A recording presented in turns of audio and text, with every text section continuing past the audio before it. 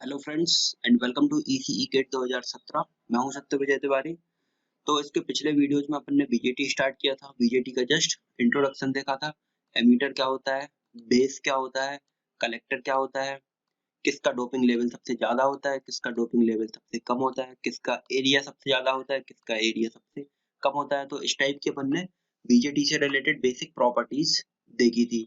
और किस टाइप से वो एक्टिव रीजन में बिहेव करता है, सैचुरेशन में कब होता है, कट ऑफ में कब होता है और रिवर्स एक्टिव में कब होता है। जब दोनों फॉरवर्ड वाइज हो तब सैचुरेशन में, जब एमीटर जंक्शन आपका फॉरवर्ड वाइज हो और कलेक्टर जंक्शन आपका रिवर्स वाइज हो तब एक्टिव रीजन में, कट ऑफ में जब दोनों आपके रिवर्स वाइज में हो और रिवर्स एक्टिव में जब आपका एमीटर जंक्शन रिवर्स वाइज हो और कलेक्टर जंक्शन फॉरवर्ड वाइज हो। तो ये सब चीजें अपन ने पिछले वीडियोज में देखी थी।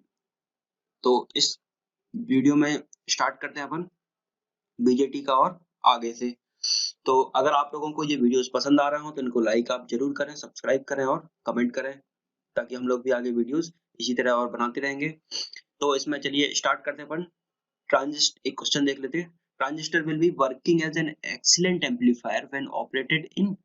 मैंने बताया था कि ट्रांजिस्टर एक एक्सीलेंट एम्पलीफायर की तरह बिहेव करता है कब, जब वो ऑपरेट हो फॉरवर्ड एक्टिव रीजन में।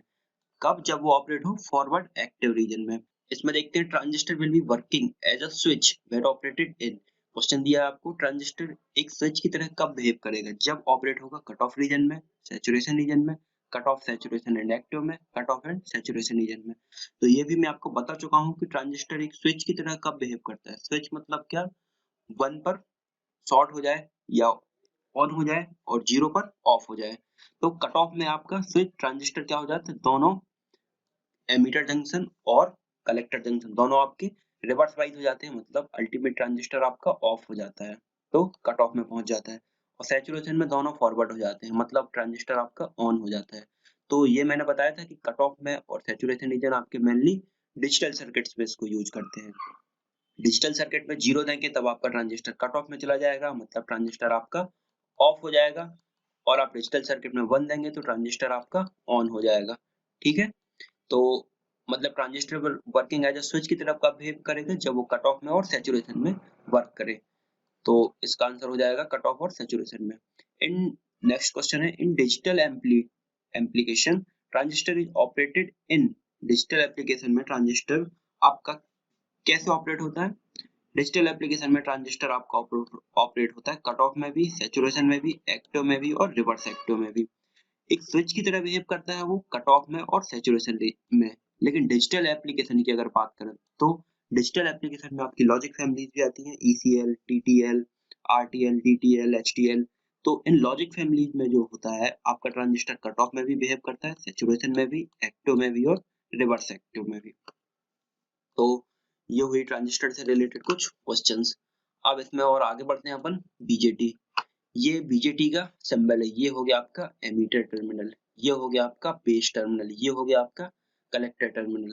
तो अगर एरिया की बात करें तो कलेक्टर का एरिया फर्स्ट नंबर पर होता है। कलेक्टर का एरिया ज्यादा होता है क्योंकि उसको हीट डेसिपेशन करने के लिए उसका एरिया अपन ज्यादा रखते हैं, क्योंकि जो कैरियर अपने बेस से कलेक्टर में डिफ्यूज होते हैं तो इस तरीके से डिफ्यूजन होता है, तो उनके लिए एरिया ज्यादा होना चाहिए उसकी हीट डेसिपेट करने के लिए, इसलिए कलेक्टर का एरिया ज्यादा होता है। बेस का एरिया सबसे कम होता है, एकदम नैरो बेस होती है। और मीडियम एरिया होता है आपका एमीटर का। और डोपिंग की बात करें तो एमीटर में सबसे ज्यादा डोपिंग होती है, उसके बाद कलेक्टर में होती है, उसके बाद डोपिंग होती है आपकी बेस में। तो बीजेटी का ये सर्किट हुआ आपका। इसमें एमीटर बेस और कलेक्टर हो गया। ये हो गया JE, emitter junction, emitter base junction. ये हो गया आपका जेसी, कलेक्टर बेस जंक्शन।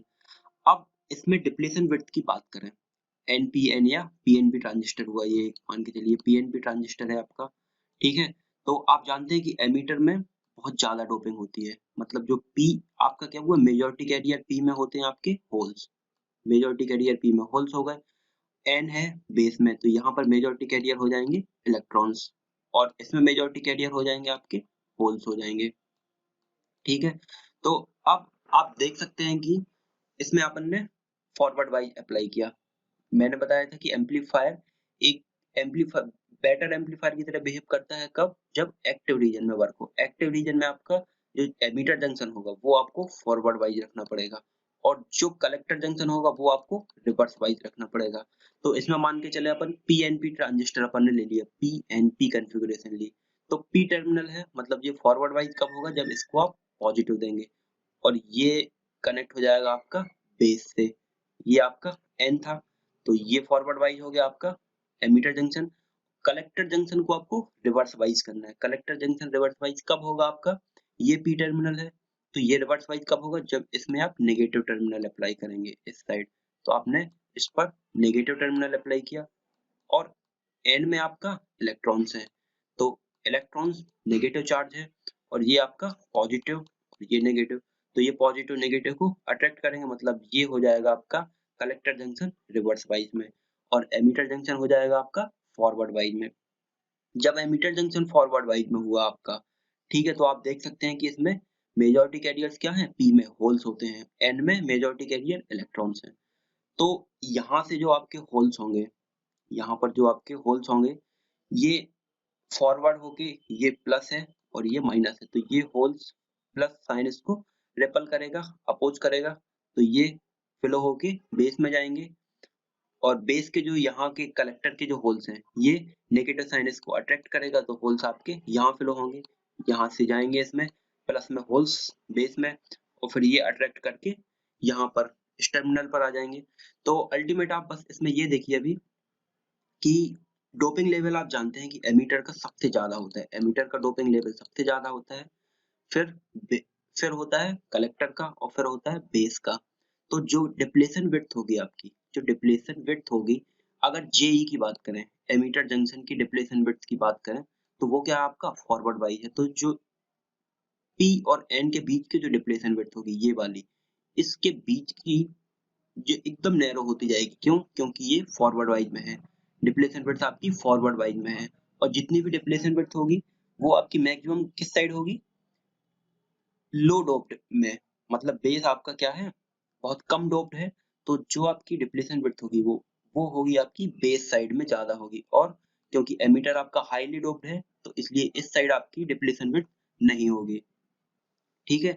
और अगर बात करें अपन बेस और कलेक्टर जंक्शन की, तो कलेक्टर आपका क्या है, बेस से ज्यादा डोप है, ठीक है, बेस आपका लाइटली डोप है, तो डिप्लेशन विड्थ इसको जब अपन ने रिवर्स वाइज किया कलेक्टर जंक्शन को, तब डिप्लेशन विड्थ आपकी बढ़ना स्टार्ट हो जाएगी, डिप्लेशन विड्थ आपकी बढ़ती जाएगी, लेकिन डिप्लेशन विड्थ मेनली बढ़ेगी कहाँ, बेस के साइड में, क्योंकि बेस आपका कम डोप है, कलेक्टर आपका ज्यादा डोप है, तो जो डिप्लेशन विड्थ होगी वो आपकी कलेक्टर में कम बढ़ेगी, मतलब कलेक्टर में बहुत कम बढ़ेगी, क्योंकि कलेक्टर आपका बेस के कंपैरिजन में ज्यादा डोप है, बेस यहाँ पर आपका कम डोप है, तो बेस में डिप्लेशन विड्थ आपकी ज्यादा बढ़ जाएगी, क्योंकि ये रिवर्स वाइज है इसलिए इसकी डिप्लेशन विड्थ ज्यादा है कलेक्टर जंक्शन की, और एमीटर जंक्शन की डिप्लेशन विड्थ कम थी, क्योंकि ये टर्मिनल आपका फॉरवर्ड वाइज है।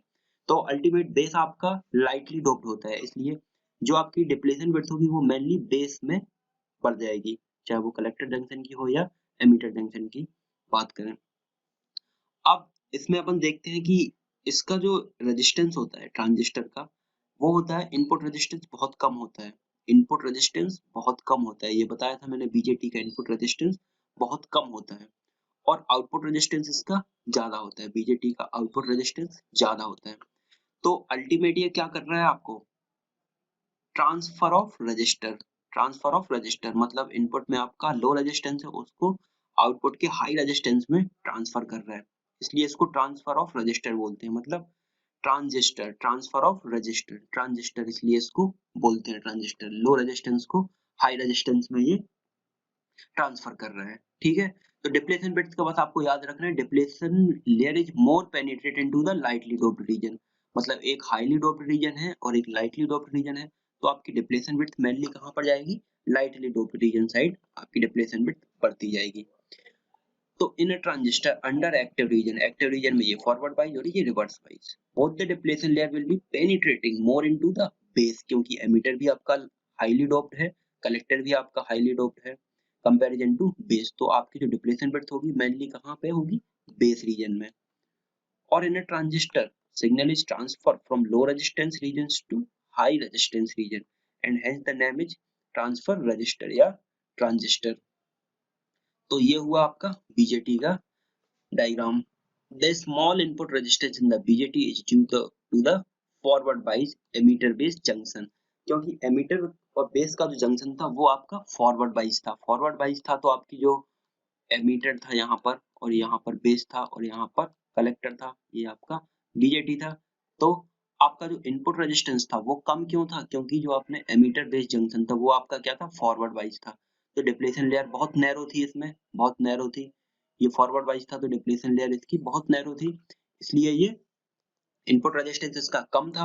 और आउटपुट रेजिस्टेंस ज्यादा क्यों था? क्योंकि ये रिवर्स वाइज था. कलेक्टर बेस जंक्शन आपका रिवर्स वाइज था, इसलिए इसकी डिप्लेशन विड्थ बहुत ज्यादा थी, इसलिए इसका आउटपुट रेजिस्टेंस ज्यादा हो गया था. तो लो रेजिस्टेंस को हाई रेजिस्टेंस में ट्रांसफर करता है, इसलिए इसको ट्रांसफर ऑफ रेजिस्टेंस या ट्रांजिस्टर इसलिए इसको बोलते हैं. अब बीजेटी होता है आपका टू टाइप से डिवाइड. बीजेटी को टू कैटेगरी में डिवाइड करते हैं. पहला होता है आपका एनपीएन ट्रांजिस्टर, दूसरा होता है आपका पीएनपी ट्रांजिस्टर. ठीक है, तीन तीन टर्मिनल होते हैं, एमीटर होता है, बेस होता है, कलेक्टर होता है. और एमीटर, बेस और कलेक्टर इसमें होते हैं. तो पीएनपी और एनपीएन दो टाइप से आपका ट्रांजिस्टर क्लासीफाई हुआ. एनपीएन ट्रांजिस्टर में क्या होता है? एनपीएन ट्रांजिस्टर में मेनली आपका इलेक्ट्रॉन्स होता है. मान के चलिए एनपीएन ट्रांजिस्टर है, एन हो गया आपका एमीटर, बेस हो गया आपका पी और एन हो गया आपका कलेक्टर. तो एमीटर में मेनली इलेक्ट्रॉन्स होंगे. और पीएनपी हुआ आपका तो ये एमीटर हुआ, ये बेस और ये कलेक्टर हुआ. तो इसमें मेनली पी टाइप है, इसलिए इसमें मेनली होल्स हो जाएंगे. तो इनके ये सर्किट डायग्राम मैंने आपको बताए थे, एनपीएन का क्या होता है और पीएनपी का क्या होता है. हमेशा जो एरो मार्क होता है वो पी की साइड से एन की साइड में जाता है. ये एनपीएन हुआ, मतलब ये एन, ये पी और ये एन. तो आप देख सकते हैं कि पी से एन के साइड में इसकी डायरेक्शन होती है. पी से एन के साइड में एरो मार्क होता है. पीएनपी की बात करें तो ये पी हुआ आपका, ये एन हुआ और ये पी हुआ. तो इसमें आप देख सकते हैं कि पी से एन के साइड में इसका एरो मार्क है, पी से एन के साइड में इसका एरो मार्क है. तो एनपीएन में जो एरो मार्क्स होता है वो होता है बाहर साइड और पीएनपी में जो एरो होता है वो होता है अंदर साइड. तो ये इनके सर्किट डायग्राम हुए एनपीएन का और पीएनपी का, ये आपको याद रखना है इनको. अब in NPN transistor the current is predominantly by the flow of electron. जब आपका NPN ट्रांजिस्टर होगा मतलब आपने एमीटर है आपका, बेस है और कलेक्टर है. एमीटर हुआ, बेस हुआ और कलेक्टर हुआ. NPN ट्रांजिस्टर, N हुआ आपका, PAP हुआ और ये N हुआ. Transistor current is predominately by the flow of electrons. इसमें देख सकते हैं आपकी मेजॉरिटी कैरियर क्या है, आपके इलेक्ट्रॉन्स हैं. क्योंकि एमीटर आपका हाईली डोप्ड होता है तो एमीटर में एन टाइप है, मतलब इसमें इलेक्ट्रॉन्स बहुत ज्यादा हैं एन टाइप में. तो आपका NPN transistor the current is predominately by the flow of electron. Majority carrier के कारण एमीटर से जो करंट फ्लो होगा वो इलेक्ट्रॉन में प्रीडोमिनेटली होगा. मतलब एनपीएन है तो आपका current predominantly flow of electron होगा. और अगर पीएनपी की बात करें तो current is predominantly flow bye holes, क्योंकि इसमें मेजॉरिटी कैरियर आपके एमीटर में, एमीटर आपका हाईली डोप्ड होता है तो मेजॉरिटी कैरियर आपके होल्स हो जाएंगे. तो इसलिए पीएनपी में करंट होता है आपका होल्स के कारण. The arrow mark indicate the direction of emitter current when emitter base junction is forward bias. ये इनके सर्किट कॉन्फ़िगरेशन दी गई है पीएनपी की और एनपीएन की. तो एनपीएन की अगर अपन बात करें तो ये जो एरो मार्क्स है ये एमीटर के करंट की डायरेक्शन शो कर रहा है, एमीटर के करंट की डायरेक्शन शो कर रहा है. ये हुआ आपका एमीटर टर्मिनल, ये हुआ आपका बेस टर्मिनल और ये हुआ आपका कलेक्टर टर्मिनल. तो एनपीएन का सर्किट डायग्राम पी से एन की साइड एरो जा रहा है. तो जो ये एरो मार्क होता है ये आपको आईई मतलब जो एमीटर करंट है उसकी डायरेक्शन शो करता है. तो एमीटर करंट की डायरेक्शन हो जाएगी इस साइड. ठीक है. और एक चीज और होती है इसमें, जो एमीटर करंट होता है, एमीटर करंट होता है आपका base current IB plus IC के इक्वल हो जाए होता है आपका. ये हमेशा आपको याद रखना है. जो एमीटर करंट होता है वो base current plus collector current के सम के बराबर होता है. तो एमीटर करंट की डायरेक्शन आई आपकी इस साइड, तो बेस करंट की डायरेक्शन इस साइड होगी और कलेक्टर करंट की डायरेक्शन इस साइड, क्योंकि ये बेस प्लस कलेक्टर मिलके आपका एमीटर बना देंगे. और ऐसी पीएनपी की बात करें तो एरो मार्क्स आपका अंदर साइड जाएगा, तो एमीटर करंट आपका मतलब इस टाइप से फ्लो हो रहा है. तो आपका जो बेस करंट होगा वो होगा आपका आईबी, इस साइड हो जाएगा और कलेक्टर करंट आउटगोइंग हो जाएगा, ये हो जाएगा आपका आईसी. मतलब जो आपका एमीटर करंट होता है वो बेस प्लस कलेक्टर के सम के इक्वल होता है. तो ठीक है फ्रेंड्स, इस वीडियो में इतना ही। अगर ये वीडियोस आपको पसंद आ रहे हो तो इनको लाइक जरूर करें, सब्सक्राइब करें और कमेंट करें। Thank you friends.